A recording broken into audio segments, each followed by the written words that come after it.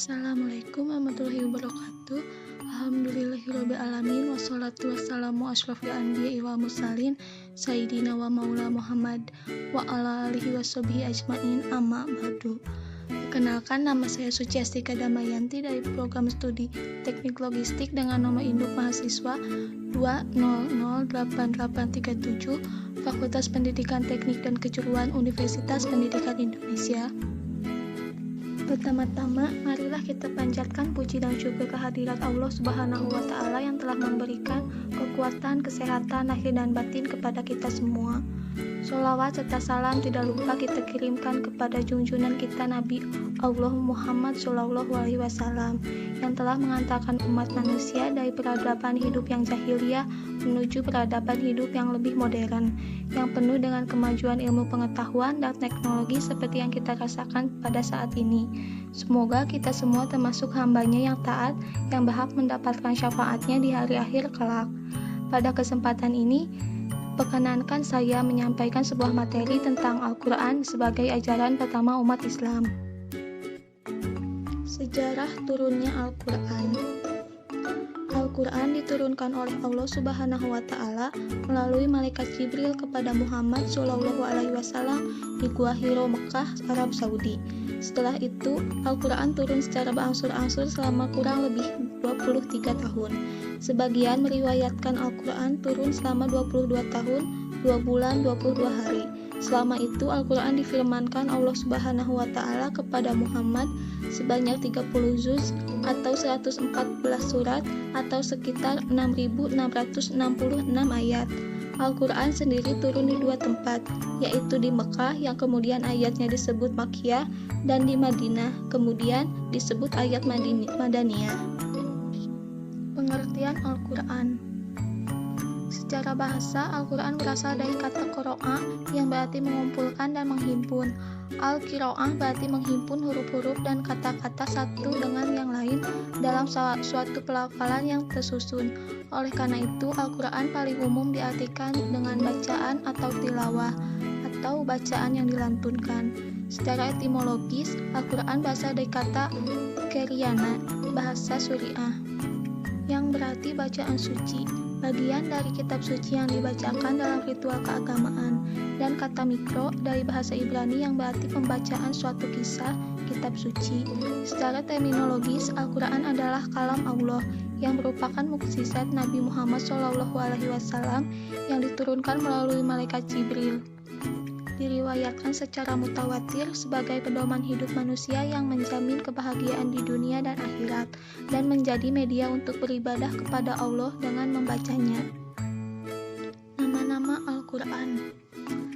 Alkitab artinya kumpulan yang tertulis. Disebut demikian karena Al-Quran adalah wahyu yang tertulis dan terpelihara dengan baik. Al-Furqan artinya membedakan, karena Al-Quran dapat membedakan yang baik dan buruk, yang halal dan haram, antara hak dan batil. Al-Nur artinya cahaya, karena Al-Quran adalah cahaya penerang dalam hidup manusia. Asy-Syifa artinya obat penyembuh. Al-Quran dapat dijadikan obat bagi orang yang beriman. Al-Zikir artinya ingat atau peringatan, karena di dalamnya terdapat petunjuk dan peringatan dari Allah untuk manusia. Pokok kandungan Al-Quran. Kaidah, yaitu sistem keyakinan yang mengikat pada kebenaran mutlak tentang keimanan dan menempatkan Allah sebagai satu-satunya. Pokok kaidah yaitu 1. Keesaan Allah, Tuhan semesta dan sifat-sifatnya. 2. Adanya malaikat, rasul dan kitab-kitab Allah. 3. Nabi Muhammad SAW sebagai nabi dan rasul terakhir. 4. Al-Quran sebagai sumber kebenaran yang tidak diragukan. 5. Adanya hari akhirat, yaitu kiamat. Lalu ada ibadah, yaitu tata cara hubungan antara manusia dengan Tuhannya. Ibadah dalam Al-Quran yang harus dilakukan oleh setiap muslim diantaranya: 1. Sholat, terdapat dalam firman Allah surat An-Nisa ayat 103. 2. Saum atau puasa, terdapat dalam firman Allah surat Al-Baqarah ayat 183. 3. Zakat, terdapat dalam firman Allah surat At-Taubah ayat 103. 4. Haji, terdapat dalam firman Allah surat Al-Hajj ayat 27.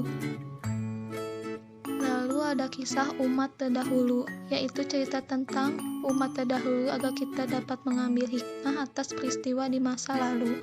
Lalu ada akhlak, yaitu pola perilaku manusia baik yang lahir ataupun yang batin. Ilmu pengetahuan. Al-Quran meliputi juga keterangan tentang kejadian alam yang dapat dijadikan dasar ilmu pengetahuan. Lalu muamalah, yaitu tata cara hubungan manusia dengan manusia. Al-Quran juga menjelaskan tentang hukum, yaitu aturan-aturan yang telah ditetapkan, baik itu perintah ataupun larangan. Hukum Allah adalah hukum yang paling adil. Karakteristik Al-Quran berdasarkan jumlah kata dan huruf. Menurut As-Sirki, Al-Quran terdiri dari 114 surat dan 6.236 ayat. Kalimatnya 74.437 kalimat, 345 huruf, dan 30 juz. Menurut Muhammad Quraisy Shihab, kosakata Al-Quran terdiri dari 77.439 kata dan 323 huruf. Berdasarkan turunnya, Al-Quran diturunkan pada malam Al-Qadar berangsur-angsur dalam tempo 20 tahun atau 23 tahun atau 25 tahun, berdasar kepada perselisihan yang terjadi tentang berapa lama Nabi memukim di Mekah sesudah beliau diangkat menjadi Rasul. Berdasarkan pembagian ayat, jumlah ayat Makkiyah, yaitu yang diturunkan di kota Mekah, meliputi 19 dari 30 dari isi Al-Quran, yang terdiri dari 86 surat. Sedangkan ayat Madaniyah meliputi 11 dari 30 dari isi Al-Quran yang terdiri dari 28 surat. Berdasarkan pembagian juz, Al-Quran dijadikan 30 juz untuk memudahkan mereka yang ingin menuntaskan bacaan Al-Quran dalam 30 hari atau 1 bulan. Berdasarkan panjang pendeknya, As-Sabut Tiwal, Al-Mi'un, Al-Matsani, dan Al-Mufassal, As-Sabut Al-Tiwal. Al-Quran wahyu terakhir. Al-Quran adalah penggenap dan penyempurna kitab-kitab Allah Subhanahu wa Ta'ala sebelumnya, sehingga Al-Quran berfungsi sebagai pedoman hidup sampai akhir zaman. Alasan mengapa Al-Quran merupakan wahyu terakhir adalah karena setelah Nabi Muhammad SAW, Allah sudah tidak mengutus Nabi atau Rasul yang lain, sehingga tidak akan ada lagi wahyu yang lainnya. Kemukjizatan Al-Quran. Satu dari aspek bahasa, yaitu berupa keindahan bahasa dan ketelitian redaksi-redaksinya. Keindahan bahasa Al-Quran dapat dilihat dari susunan kata dan kalimatnya. Shihab menyebutkan bahwa hal tersebut menyangkut 1. Nada dan langgamnya, 2. Singkat dan padat, 3. Memuaskan para pemikir dan orang kebanyakan, 4. Memuaskan akal dan jiwa, 5. Keindahan dan ketetapan maknanya, 6. Ketelitian redaksinya.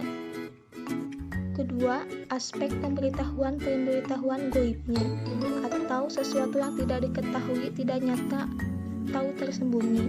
Ketiga, aspek isyarat ilmiah. Hakikat-hakikat ilmiah yang disinggung Al-Quran dikemukakannya dalam redaksi yang singkat dan syarat dengan makna sekaligus tidak terlepas dari ciri umum redaksinya, yakni memuaskan orang kebanyakan dan para pemikir. Pemahaman Al-Quran.